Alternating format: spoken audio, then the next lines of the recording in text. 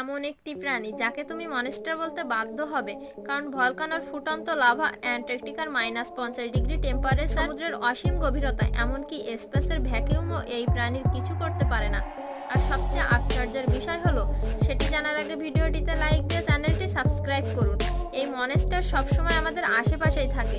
1773 সালে জুওলজিস্ট আগস্ট এই প্রাণীটির খোঁজ পায়, আর এর উপর ডিপলি রিসার্চ করে দেখা গেছে যে এই প্রাণী প্রায় 500 মিলিয়ন বছর ধরে এই পৃথিবীতে রয়েছে। সায়েন্টিস্টরা এই প্রাণীটির নাম দেন টার্ডিগ্রেডস। আর এই প্রাণীর বডিতে হাই টেম্পারেচার আর লো টেম্পারেচারের কোনো ইফেক্টই পড়ে না। তাই সায়েন্টিস্টরা এই প্রাণীর সার্ভাইভ পাওয়ার টেস্ট করার জন্য স্পেসে নিয়ে যায়।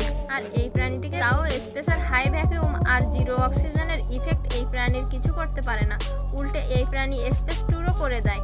আর এই প্রাণী পুরো পৃথিবীতে ছড়িয়ে আছে, কিন্তু তোমরা একে দেখতে পাবে না, কারণ এর সাইজ মাত্র 0.5